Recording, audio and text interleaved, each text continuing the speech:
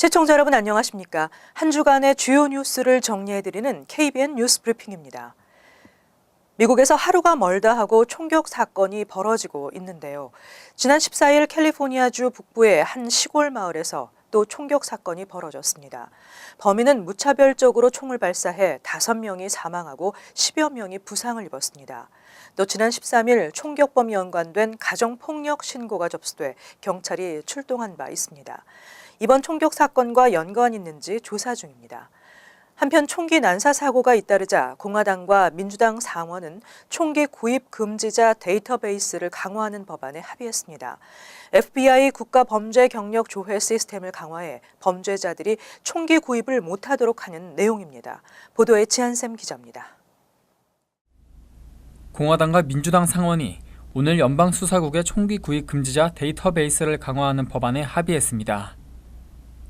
법안은 지난 5일 텍사스주 서덜랜드 스프링스의 제1침례교회에 난입해 총을 난사한 데빈 켈리가 공군의 허술한 데이터 관리 덕분에 총기를 구입할 수 있었다는 지적이 제기되자 마련됐습니다. 켈리는 공군 복무 중이던 2012년 전 아내와 아들을 폭행한 혐의로 군사 재판을 받았으나 공군은 이를 국가범죄기록 데이터베이스에 올리지 않았고 이로 인해 켈리는 별다른 제재 없이 총기를 구입할 수 있었습니다. 결국 26명이 사망하고 20여 명이 다치는 사고로 이어졌습니다. 법안은 공화당 원내 총무인 존 코닌 위원과 민주당 크리스 머피 위원이 마련했습니다.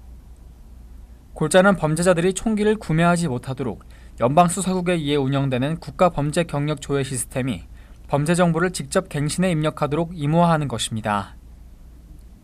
법안은 관련 규정을 잘 준수하는 주에 대해서는 연방 보조금과 같은 인센티브를 주는 대신 이를 소홀히 한 주는 책임을 묻기로 했습니다. KBN 뉴스 지한샘입니다. 다카 수혜자 보호 법안 마련이 미루어질수록 추방 위기에 처하는 청소년들은 늘고 있습니다. 공화당 연방 하원 의원들이 다카 수혜자 보호 법안의 조속한 마련을 촉구했습니다. 최근 댄하우스 의원 등 공화당 의원 15명은 기자회견에서 다카 법안을 처리하기 위해 당내 강경파는 물론 민주당 의원들과도 협력하겠다고 밝혔습니다. 뉴하우스 의원은 의회가 다카 법안 처리에 실패하면 수많은 사람들이 고통을 당하게 된다며 불법 체류 신분이지만 그들에게 조국은 오직 미국 하나다라고 말했습니다. 그는 또 모든 법안이 완벽할 수는 없고 완벽하지 않다고 해서 아무 행동도 취하지 않는다는 것은 용납할 수 없다 드리머 구제를 위한 의회의 즉각적인 행동을 촉구하고 나섰습니다. 공화당 의원들의 이 같은 움직임은 이달 초 다카 수혜자 보호 법안이 올해 안에 처리되기 어려울 것이라는 전망이 나온 후 가시화되고 있습니다. 트럼프 대통령도 지난 9월 다카 프로그램 폐지를 발표하면서 내년 3월 5일까지 다카 수혜자 구제 방안을 마련하라고 주문했습니다. 그리고 이에 발맞추려는 폴 라이언 하원 의장은 의회 내 강경파와 온건파를 아우르는 다카 구제법안 논의 그룹을 구성한 바 있습니다. 다만 아쉽게도 성과는 없는 상태입니다. 한편 공화당은 다카 프로그램 유지와 드리머 보호 법안을 내년 초 안건으로 올릴 예정으로 알려졌습니다. 도널드 트럼프 행정부와 공화당이 세제 개혁에 박차를 가하고 있는 가운데 미국의 부호 400여 명이 의회에 공동 서한을 보내 세금을 내리지 말고 부자들에게 세금을 더 부과하라고 공개 촉구했습니다. 지한샘 기자가 전해드립니다. 워싱턴 포스트의 보도에 따르면 기업인, 변호사, 의사 등 부호 400여 명이 하원에 보낸 서한에서 국가의 부채가 막대하고 불평등이 1920년대 이후 최악인 상황에서 공화당이 부호들의 세금을 낮추는 실수를 저지르고 있다고 비판했습니다. 이들은 유엔은 불평등을 악화시키고 부채를 증가시키는 세제 개혁안을 통과시키지 말라는 데에서 더 나아가 우리 같은 부자들에 대해 세금을 올리라고 요구하기까지 했습니다.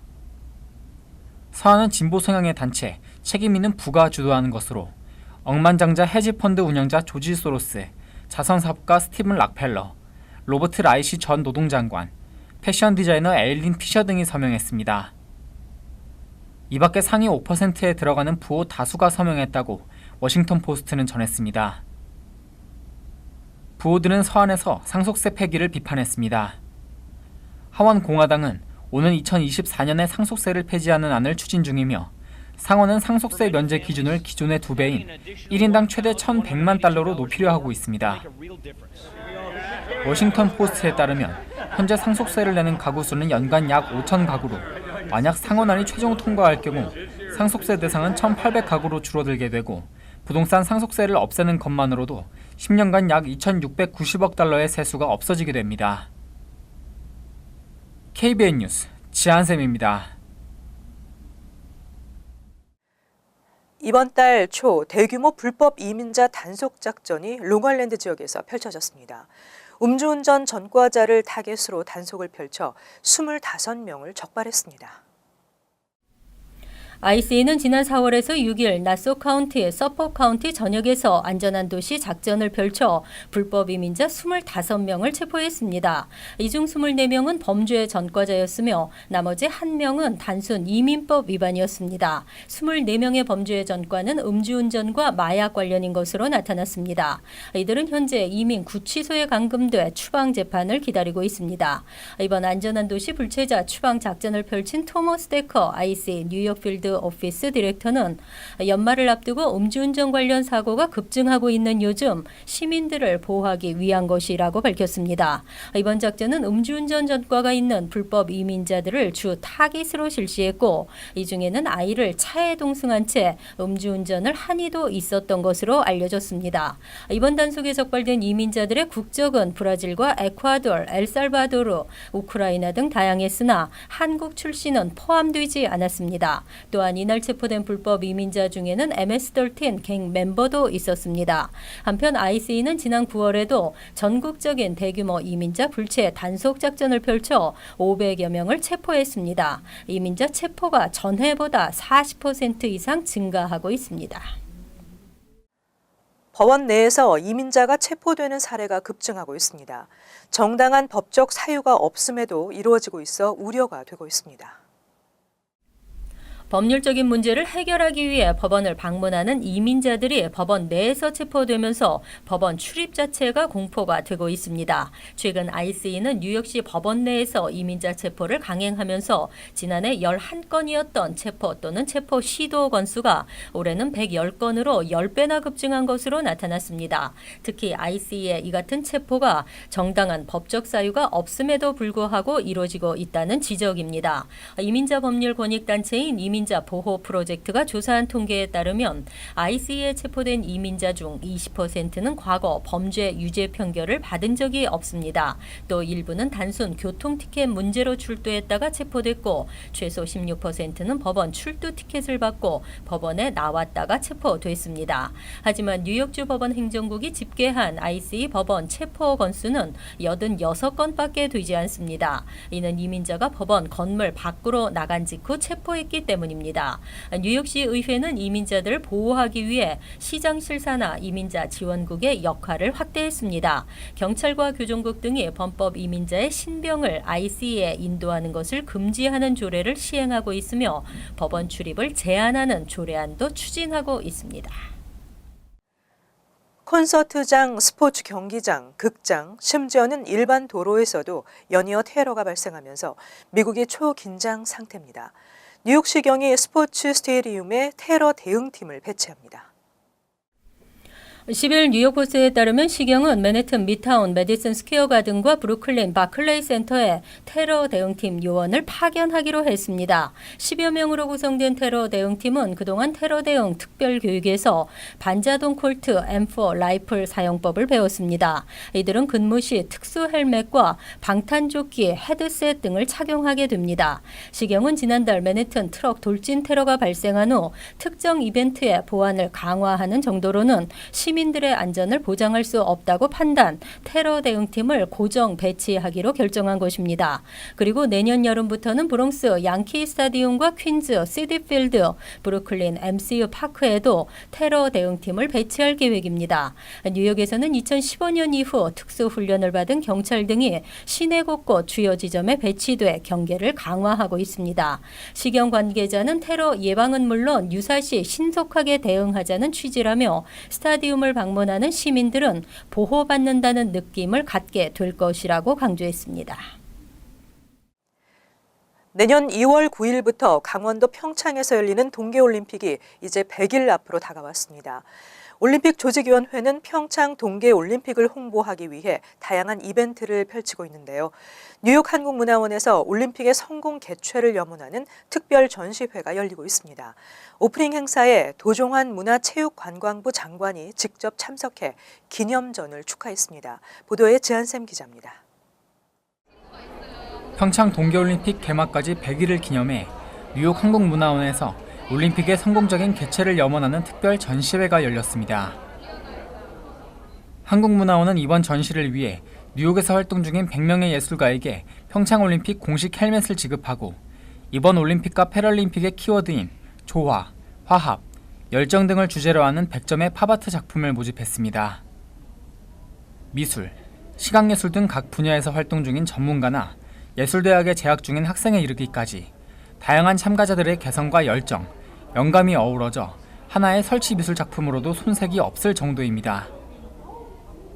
어제 열린 오프닝 행사에는 전시에 참가한 100명의 예술가들과 평창올림픽 홍보를 위해 뉴욕을 방문 중인 도종환 문화체육관광부 장관이 참석해 기념전을 축하했습니다.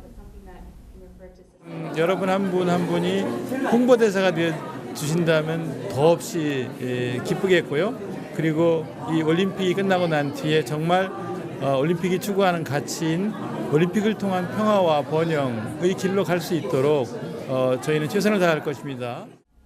이번 특별 기념전은 평창의 아름다움과 동계올림픽을 홍보하는 영상과 이번 올림픽의 마스코트 수호랑과 반다비와 함께하는 포토존 등 이번 평창 올림픽의 정보를 한눈에 살펴볼 수 있으며 뉴욕에서 활동 중인 디자이너들이 이번 올림픽과 패럴림픽을 주제로 제작한 의상 또한 전시되어 있습니다. 이번 전시는 내년 1월 30일까지 뉴욕 한국문화원에서 이어지며 무료로 관람할 수 있습니다. KBN 뉴스 지한샘입니다. 한국인들의 미국 방문 비자 거부율이 증가하고 있습니다.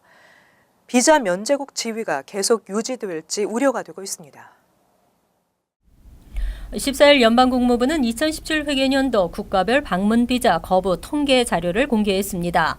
이에 따르면 이 기간 방문 비자를 신청한 한국인에 대한 비자 거부율은 9.05%로 지난해 8.65%보다 0.4%포인트 높아졌습니다.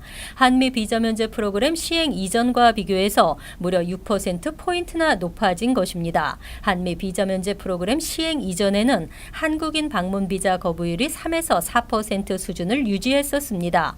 하지만 2009년 5.5%로 반전하면서 2011년에는 7.5%를 기록하고 2012년부터 2015년까지 4년 연속 두 자릿수를 기록했습니다. 2014년에는 21.2%까지 뛰었습니다. 2015년에 이어 2016년 2년 연속 감소했지만 다시 오름세로 돌아선 것입니다. 이는 2008년 말부터 시행된 무비자 프로그램과 직접적인 관계가 있다는 게 전문가들의 분석입니다. 현재의 거부율로는 계속 비자 면제국 지위를 유지할 수 있을지 우려되고 있습니다. 규정에 의하면 미정부의 비자 면제국으로 지정되거나 유지하려면 3%대의 낮은 비자 거부율을 보여야 합니다. 미정부는 올해 초부터 테러 예방을 이유로 비자 면제 적용 국가 국민들의 입국 규정을 대폭 강화했습니다. 앞으로 뉴욕시 전철을 이용하는 승객들이 보다 편리하게 될 것으로 보입니다. MTA가 355명의 직원을 투입해 뉴욕시 지하철 곳곳에서 승객들을 직접 만나 도와주는 파일럿 프로그램을 실시한다고 합니다. 전철 지연을 안내하고 승객 혼잡 시에는 상황을 통제하는 등의 업무를 맡게 됩니다. 앞으로 유니폼을 착용한 MTA 직원들에게 도움이 필요하시면 요청하시기 바랍니다. 이상으로 KBN 뉴스 브리핑을 마칩니다. 시청해주신 여러분 고맙습니다.